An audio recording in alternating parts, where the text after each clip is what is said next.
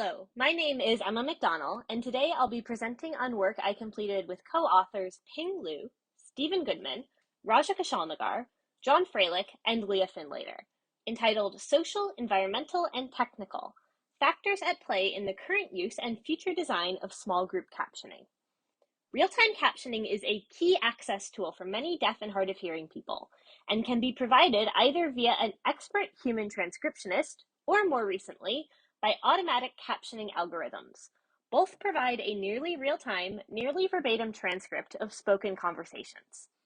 HCI has explored many ways to support deaf and hard of hearing captioning users, though prior work has overwhelmingly focused on classroom settings without engaging conversation partners.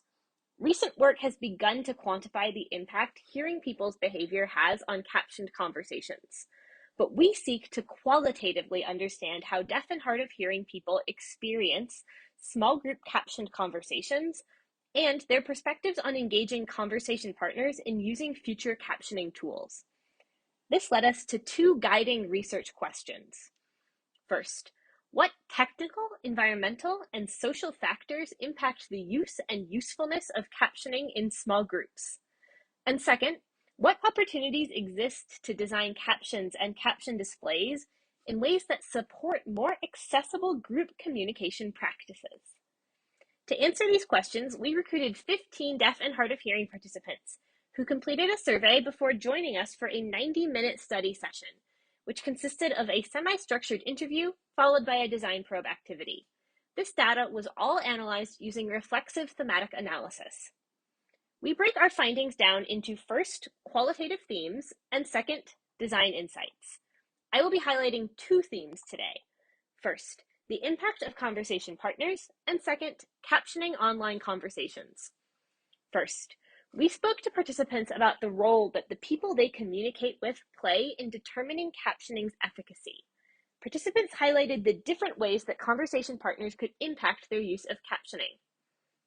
Some found that people could either wittingly or unwittingly be unsupportive, making it more difficult to use captioning. For example, participant 11 explained that during a meeting, somebody stood up once and said about me and my captioner, "Why are they in the corner talking?"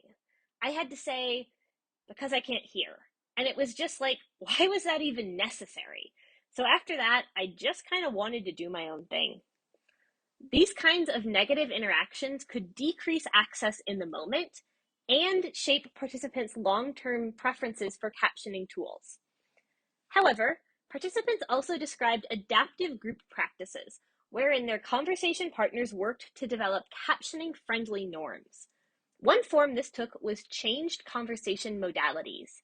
Several of our participants primarily communicate with ASL, and when communicating with a hearing person who didn't sign, they would use their phone, typing out their thoughts and using speech to text to automatically caption their hearing conversation partner, finding a middle ground that allowed for more accessible one-on-one conversation.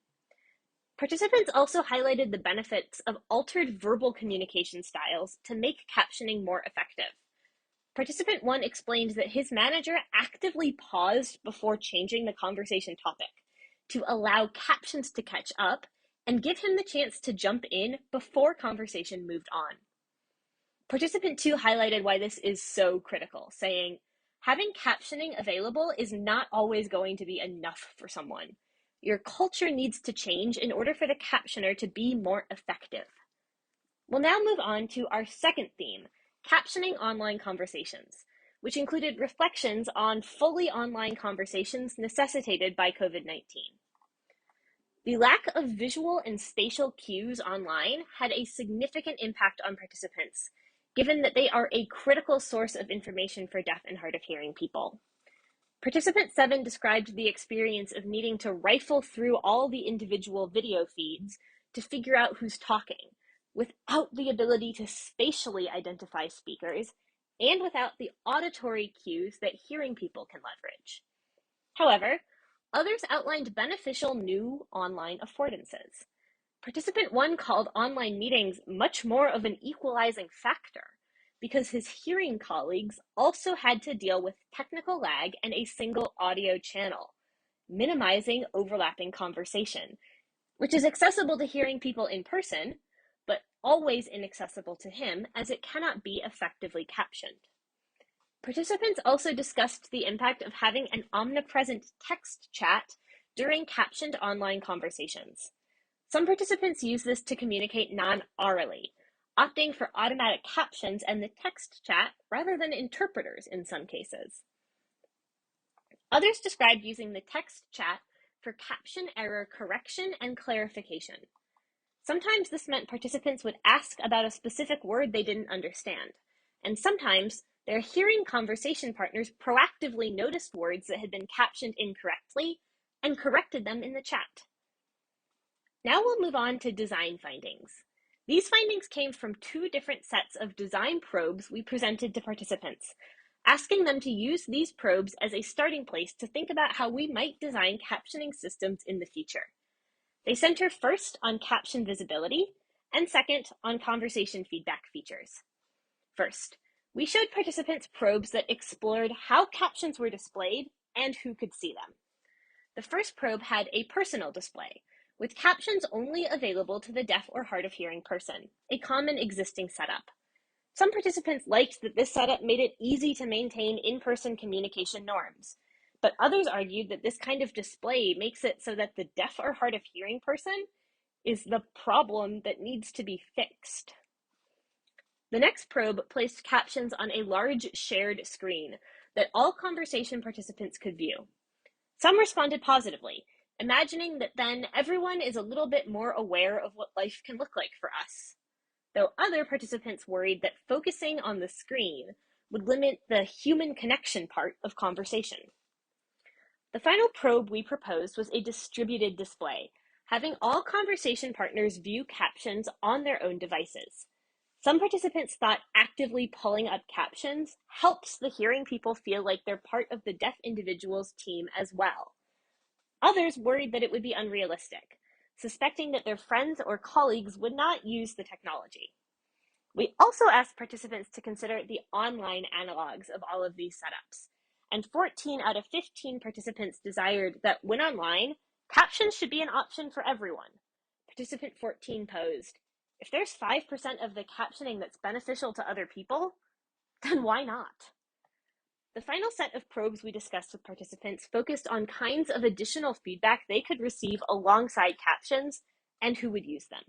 Specifically, we posed providing information about speech rate, volume, and caption lag, identifying speakers, warning when speakers overlap, and providing a mechanism to correct caption errors. I'll highlight 3 of these probes. First, speech rate. Only 3 out of 15 deaf or hard of hearing participants thought that this would be something they'd use, but 8 out of 15 imagined it could be useful to help others notice when they spoke too quickly to be effectively captioned. The next probe is speaker identification, splitting captions by who has said them. All of our deaf or hard of hearing participants wanted this to be a feature of captioning, stressing that it can be incredibly difficult to make sense of captions without speaker identification, though only 5 thought that it would be particularly useful for the group. The last probe we'll discuss is error correction, the ability for a group to collaboratively correct caption errors in real time. 10 out of the 13 participants we discussed this with were interested in such a system, though they stressed that there are a lot of social and technical considerations for making group error correction feasible. I'll leave you all with a few key takeaways from this work. First, we argue that to fully understand captioning needs, we must study the interplay of social, environmental, and technical factors that impact its use.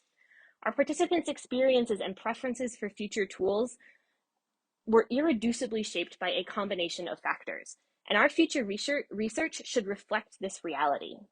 Finally, we argue that while it is complex, we should move from viewing captioning as a tool only relevant for deaf or hard of hearing individuals towards treating it as something that all members of a conversation have an active stake in. This opens up exciting opportunities for future work that engages the whole group being captioned. Thank you all so much for watching, and I want to thank again my amazing co-authors, whose contact information is displayed on the screen and in the paper. Thanks.